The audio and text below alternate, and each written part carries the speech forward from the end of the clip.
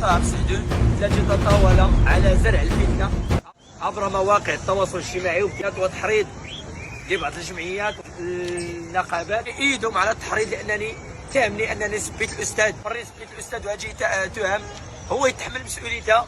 فاليوم انا تنقول للاستاذ ان قلب الساحر على الساحر، تحمل المسؤوليه ديالك، تحمل التهم اللي مفتوحين عليك الان.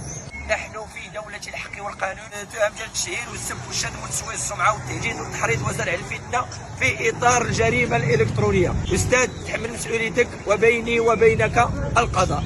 الحمد لله كنعرفوا أن المرأة إلا بغات تشطب قدام بابها راه تتنقي دارها. هذا مثال كيف يعقل باش تطول على شاب بحال ولدك، تطول عليه وتحرض عليه ناس اخرين. واش ربحتها ما ربحتيش، فأنت اليوم خاسر أمام الصحف، امام الشعب المغربي، امام الناس اللي كانوا تيحترموك، كانوا تيقدروك على بعض الحوايج اللي كنتي درتيهم، ولكن طولتي.